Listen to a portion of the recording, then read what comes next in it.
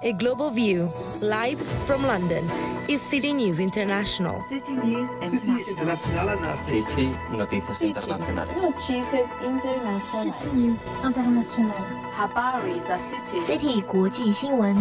This is City News International. Good afternoon and welcome to City News International. I'm Lauren Taverner. And I'm Jodie Hatton-Billiard. Today's top stories. The Peruvian presidential election looks increasingly close as the last votes are counted. A United Nations court is to rule on former Bosnian Serb military chief Ratko Mladic's appeal against his conviction for crimes against humanity. And police officer Wayne Couzens pleads guilty to the kidnap and rape of Sarah Everard. The results of the Peruvian presidential election are due at any moment. We go to our Latin America correspondent Ellie Cook to find out more. Ellie, who are the candidates? Hi Lauren. So here we're looking at two very polarised candidates. On the left we have Pedro Castillo, a teacher from the Peruvian countryside who is now painting himself as the rural people's champion. On the other hand, Keiko Fujimori is the choice of the right wing. Now, she's a political staple favoured by the urban areas, and every single district out of the 43 in the capital city of Lima voted for her. But her legacy is a tarnished one. Her father was previously the president of Peru himself and is currently languishing in prison for human rights violations. Ms. Fujimori herself faced allegations of criminal activity and has spent 18 months on remand before these elections.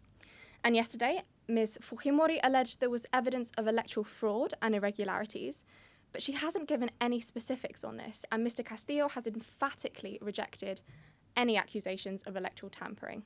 So who's the favourite to win? Honestly, it's really difficult to say because we're talking about incredibly small margins here. We're talking about a 0.1 percentage point, which realistically comes down to a matter of tens of thousands of votes separating the two candidates. And the right-wing Ms. Fujimori was pulling ahead before Monday. But as the rural vote started to come in, this margin really started to narrow. And earlier today, I spoke with Dr. John Crabtree at the University of Oxford and with Professor Natalia Sobrevilla Perea from the University of Kent.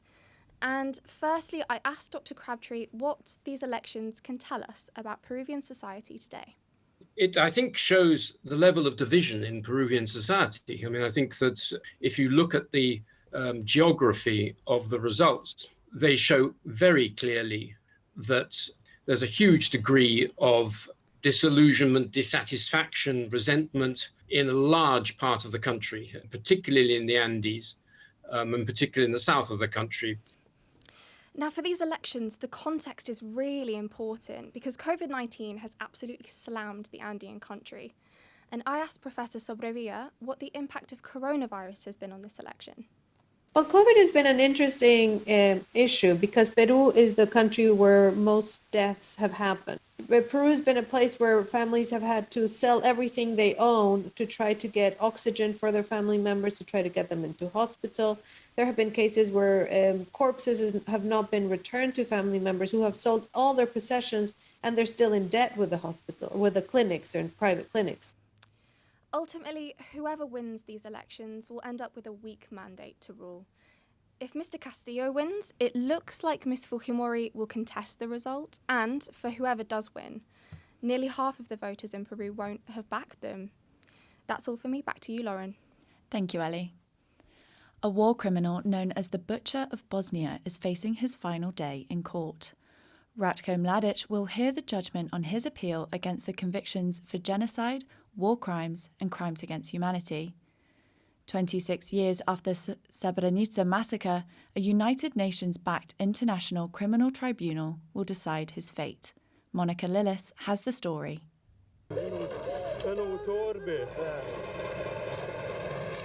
After 25 years of trials, the appeal of ex-Bosnian Serb military commander Ratko Mladic will take place today. Mladic was jailed for life in 2017 for his part in the 1995 Srebrenica massacre. The atrocity terrorised thousands of civilians, killing more than 8,000 Muslim men and boys. Today, Mladic will find out if these convictions have been upheld. Despite his war crimes, the infamous Butcher of Bosnia still has advocates in the region. Jelena Bošković is a Serbian student who was born during this time. There's a lot of nationalists who feel that how he went about the situation was the right way, and there's the other half where they feel like it broke up a beautiful country and he's a war criminal. So you really have, two sides to the story, and it's hard to come up with like a final agreement and opinion. This is the final genocide trial for the former Yugoslavia, but the effects of a deadly war will be felt for years to come. Monica Lillis, City News International. Today, a Serbian police officer pleaded guilty to the rape and kidnapping of Sarah Everard. Miss Everard's death in March sparked protests around violence against women across the United Kingdom. Police Constable Wayne Cousins has accepted responsibility for her death, but he was not asked to plead guilty to murder as the court is still awaiting his psychiatric records. The case continues next month. 10 senior commanders of the West African Islamist group Boko Haram are believed to have been executed by Islamic State groups. This follows the alleged suicide of long-term leader Abu Bakr Shekau on Sunday. Once West Africa's main Islamist threat, Boko Haram is most notorious for the kidnapping of almost 300 schoolgirls in Nigeria in 2014. The latest casualties to its inner circle indicate that the Islamic State West Africa Province Group, or ISWAP, may now be replacing them in northeast Nigeria. We're now joined by Jane Flanagan, the Times African correspondent. Jane, what does it tell us that Islamic State groups got to the top of command of Boko Haram before the Nigerian army?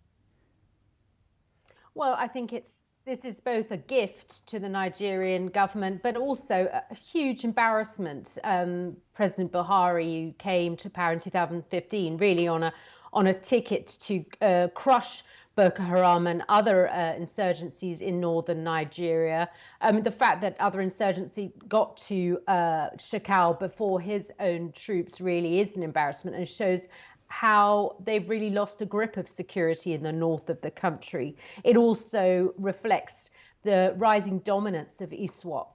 And the fact for me that's most significant is that the hunting of Shekau came from the core leadership of ISIS itself, far away in the Middle East. And I think it does reflect that the core ISIS leadership really perhaps are following events in Africa among its affiliate groups much more closely than we perhaps previously thought. And how does the threat of ISWAP compare to that of Boko Haram? Well, Boko Haram very much probably not as disciplined as ISWAP, and it's going to be interesting to see whether the fighters of Boko Haram do switch allegiance to ISWAP. Certainly ISWAP now are targeting the Sambisa forest in Borno State, the stronghold of Boko Haram, persuading fighters to join their ranks and certainly treating those who don't very mercilessly. We've heard this week that senior commanders who have refused to switch allegiance have been executed. So I think certainly this is going to just help ISWAP develop a stronger foothold in northern Nigeria, and Boko Haram, the influence of Boko Haram following the demise of Shekau, I think is probably going to dwindle. There'll be pockets of resistance, but on the whole, we're going to see a rise of ISWAP dominance in the region. Jane, thank you very much for joining us. We now mark a year since the Black Lives Matter protests took place across the world. Our social affairs correspondent Thibaut Spirlet has more.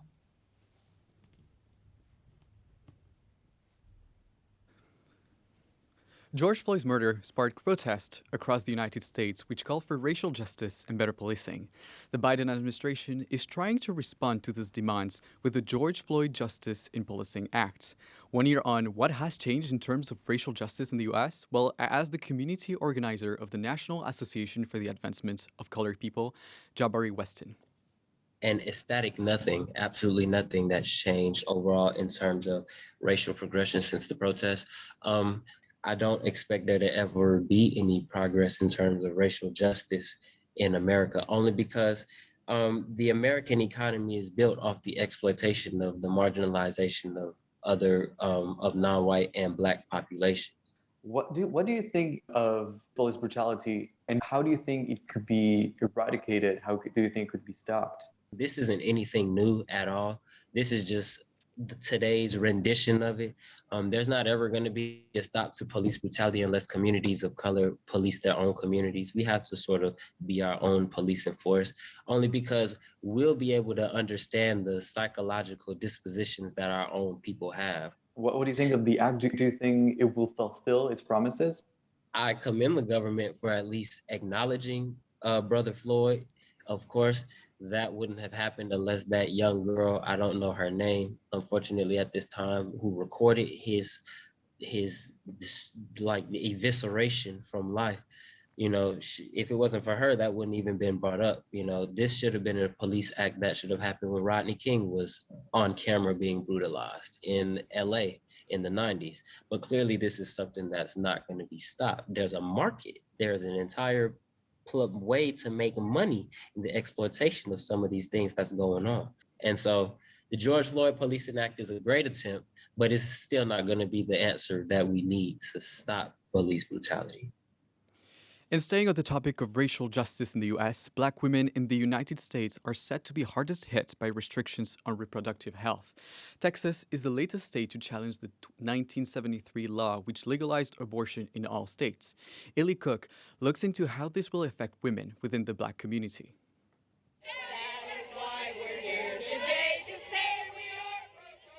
I've had anti-abortion extremists who are protesting say to me, I thought all Black lives mattered. For Camion Connor of the Texas Equal Access Fund, being a Black woman and thinking about reproductive rights are inseparable.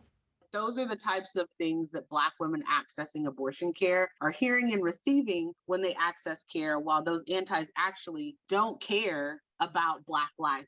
Black Lives Matter has touched so many aspects of American society, but access to abortion for Black women is one many people forget about when talking about equal rights and equal access. What factors in for me as a Black woman making reproductive health care decisions, and the violence that we experience in the United States at the hands of, I don't want to say just police, but like white supremacy is a huge deal. Like ultimately, like I have chosen to have a child-free life because I don't want a child to face any of the things that I had to face. Texas's new heartbeat bill, passed by Republican Governor Greg Abbott, will ban abortion after just 6 weeks, before most women even realise that they are pregnant. And Black women will suffer most from these new restrictions. Drusilla Teigner of the American Civil Liberties Union. Texas has some of the worst maternal outcomes in the country, and it's embarrassing, frankly, but those health outcomes impact Black women more than anybody else. Black women are 2 to 3 times more likely to die in childbirth or within the year after childbirth in Texas right now. As well as the higher death rate for Black women in childbirth, money can often be a worry in accessing abortion long before feeling a single contraction. Although abortion was legalized in all US states in 1973, women in Texas have to find the money themselves, and the fees go up and up with the weeks of pregnancy. In the United States, we have something called the Hyde Amendment, which restricts federal funding of abortion care, which means our Medicare and our Medicaid can't cover abortion. Black women are primarily at the forefront of folks who are considered in Texas to be the most low income. Like if you look at low income folks, the bracket for Black folks is there. Money and race intertwine when it comes to abortion access. This ban on abortion after 6 weeks in Texas has been criticised as one which snatches away women's choices, but Black women's choices more so than anyone else's. Ellie Cook, City News International. We'll now go to a short break. We'll be back soon with more global news. You are listening to City News International, where we bring you the latest from all around the globe. Everything you need to know is right here, so just stay with us for more. You can follow us on Twitter at the 5 Time Zones and interact with our team. Your participation is important to us because together we are part of City News International. Welcome back. The time here in London is 3:15. We now take a look at the latest global headlines with Rebecca Emery. This is City News. French President Emmanuel Macron has been slapped in the face by a protester whilst visiting the Drôme region in the southeast of the country. Major internet outages across the globe took down the sites of big-name brands including Spotify, Amazon, CNN and the UK government website. The outage reportedly stemmed from Fastly, a cloud computing service provider. They claim that they have fixed the issue. US Vice President Kamala Harris has urged Guatemalan citizens looking to cross the US-Mexico border not to try and enter the country illegally. To folks in this region who are thinking about making that dangerous trek to the United States-Mexico border, do not come. Do not come. She spoke at a news conference in Guatemala alongside President Alejandro Giammattei. Mexican President Andrés Manuel López Obrador has secured a majority in the lower chamber of Congress following Sunday's midterm elections. Portugal is back on the UK's amber list for travel. Every person arriving in the UK from Portugal must quarantine for 10 days and take 2 COVID tests. Rita Marques, the CEO of Portuguese tour operator Impact Trip, explains how this decision will affect Portugal's economy. It will definitely impact Portugal a lot because UK is the #1 destination for incoming in tourism. We felt it the next day. So some parts of the country where the British travel the most had drops in cancellations up to 70-80%. So it's a huge impact. In some regions, more than half of their sales are in 3 months, June, July, and August. Will definitely generate some employment in the sense that there are people that are only hired for this month, so extra people to cope with the demand. So if there's no extra clients, so there's no peak in the demand, these people will just not be hired. Now we head to our climate correspondent, Akila Canio, for our latest environmental news. This is the latest on climate and environment on City News International.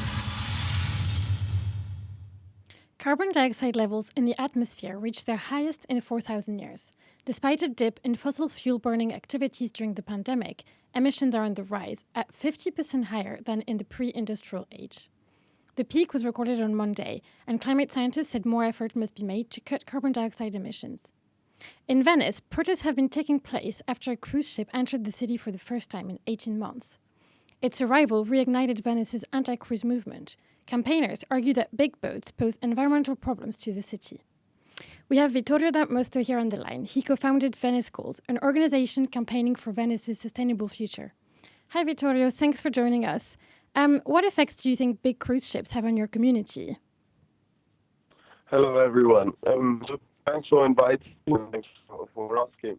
So, as a young person that has lived here for over 25 years now, I've learned that mass tourism is a type of tourism that doesn't help the true economy. It doesn't really help the evolution of the city.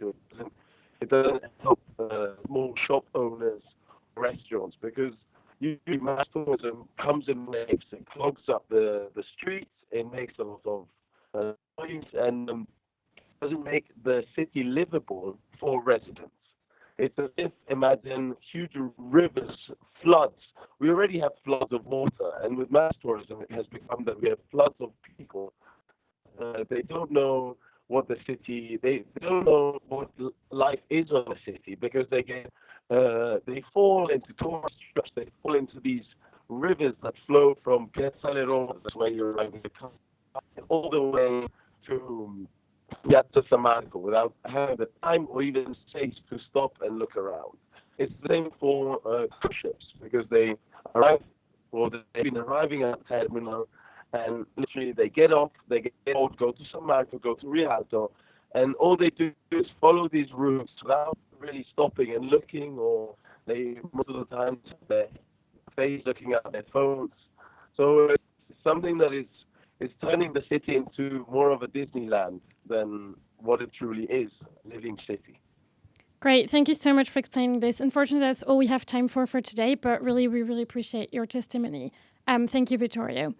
Right, in Africa now, locust outbreaks have been linked to climate change. Increasing numbers of cyclones have warmed the Indian Ocean and created the ideal conditions for locust swarms. This could disrupt vital food chains. Nila Nyakoa has more. They fly in their droves. Their main mission, to find vegetation to attack along their way. And their name? The desert locusts. They might be tiny in nature, but they are considered to be one of the most dangerous migratory pests on Earth. And the past 3 years, they have been tearing through the Horn of Africa in numbers not seen for decades. Hamadi Boga is the Principal Secretary in Kenya's Ministry of Agriculture. He says the region is on high alert. The hatchlings which have been detected in northern Somalia, but usually they take about 5 to 6 weeks to mature and start flying again. So we expect them to mature around late July, early August. Last year, Kenya was among a host of East African countries that saw these locusts destroy crops. An invasion the United Nations says could be a threat to food security in the world. So what makes them this dangerous? Mark Lowcock, the Under-Secretary General and Emergency Relief Coordinator at the United Nations, last year at a conference. So an average swarm of locusts, 1 kilometre square, that's 40 to 80 million locusts, can consume in a single day enough food to feed 35,000 people. Meanwhile, one swarm in northeast Kenya was estimated to be as large as 2,400 kilometres square. What that means is there would have been 1 to 200 billion in that single swarm, and that they would be devouring enough food to feed 84 million people a day. Meanwhile, the UN body, the Food and Agricultural Organization, is calling on the urgent support for farmers in the most fragile of regions that could once again get hit in biblical proportions. That was Nila Nyakoa reporting. Artists have transformed London's Somerset House into a dense forest. The interactive installation aims to reconnect the public with nature and promote the sustainability goals of the United Nations. I went to see the installation and spoke with the team behind the project.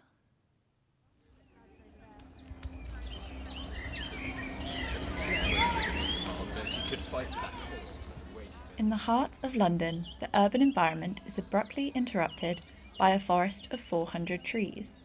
As you walk through the oasis of green, birdsong echoes around.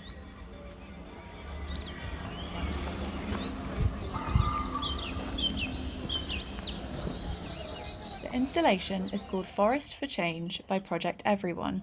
It is centered around the United Nations' 17 sustainability goals.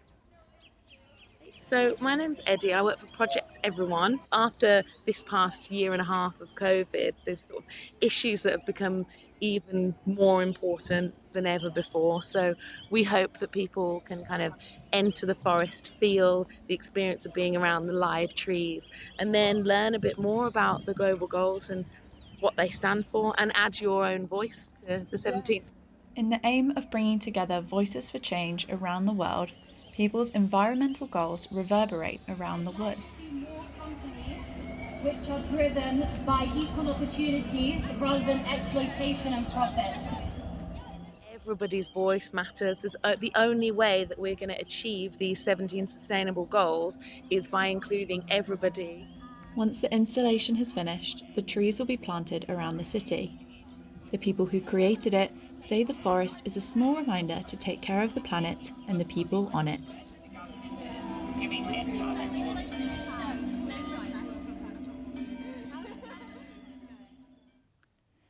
Now we'll go to Martina Incongolo, who's out enjoying the sun for the weather. Come rain or shine, we've got you covered. City News International. Hi, Lauren. I'm in Exmouth Market in central London, where everybody's enjoying the nice weather. It feels like the weekend. People are out drinking pints. Some of them are already sunburned, and lots of guys are going around shirtless. Rainy days are definitely over. The weather here is expected to be sunny for the next couple of weeks. In the next fortnight, we could hit highs of 27 degrees Celsius, meaning that London will be hotter than Barcelona, Nice, and San Lucia. It's the perfect weather to spend chill afternoons at the park or to welcome the summer on the seaside. Meanwhile, in Venice, Italy, they're not as lucky. The weather there is very unstable, with cloudy skies and possible sunshine coming through in the afternoon. Unlike the UK, in Peru, the temperature will be cooler at 15 degrees Celsius. But the weather may not cool down its passionate voters, as the country is waiting for the result of its presidential election. Well, Martina, I am certainly looking forward to a bit more sunshine next week. And now for the latest in sports with our correspondent, Yunyi Wang. An advisor to the News International with your latest sports updates. An advisor to the Japanese government has said this summer's Tokyo Olympic cannot be safe as COVID cases rise in the country.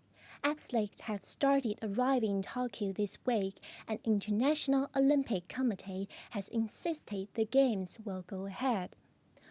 Moving to Europe, Euro 2020 will be a tournament like no other. With 11 host countries hosting it, it will be staged across more nations than any international football event in history. But what are the climate concerns being raised? Piotr Zborowski reports. Coronavirus has dominated the preparations to this year's European Championship, but it seems there is another issue causing concern at this major football tournament: traveling. The world is on the edge of irreversible climate change. Experts say burning fossil fuels produce greenhouse gases, which are thought to be the root cause of global warming. Previous European Championships were staged either in one country or shared between two hosts. Therefore, the travel were limited, and so did the carbon dioxide emissions. However, as Professor David Nash from the University of Brighton notices, that will not be the case at Euro 2020. The big difference with this tournament compared to previous ones is just the amount of travel that's required for individual squads to start with, but also if there are any supporters that are wanting to travel to matches, is the distance that, those people are going to have to travel. So I thought this is really unnecessary amounts of travel that are going on here. The optimistic information is that nowadays more people are calling for more sustainable sport industry. Bernie Watson from the NGO Football for Future says a plethora of organizations are now aware of the climate concerns over football games. There is generally across football an understanding that something needs to be done about this. What is really important though is that this is very early days, but there's a will to do it. People want to make it happen. And at Football for Future, we're very focused on supporting organizations and people wherever they are in football to make that change and to help build a more sustainable culture. Even though the volume of air traffic will be far lower due to the ongoing pandemic, the number of trips will still be significant during the days as fans will be flooding to the stadiums from all over the world. UEFA has been approached for comment. Piotr Przyborowski, City News International. So I can see that people have been tweeting at us throughout today's show. Jodie, what are people saying? Well, I asked our followers earlier today their thoughts on whether or not the Tokyo Olympic Games should go ahead as planned. Georgia tweeted that she was unsure. She says it's a tricky one. It is a massive blow for athletes who have had their training and performance schedules disrupted, but obviously health needs to come first. Thank you for that, Jodie. We've just had some breaking news in. The United Nations Court has upheld the genocide and war crimes convictions of Bosnia Serb military chief Ratko Mladic in its final appeal. And with that, that is all we have time for today. We'll be back tomorrow at the same time. I'm Lauren Taverner. And I'm Jodie Hatton-Billiard. Thank you for joining us. Goodbye for now. News from around the world. This is City. City News International.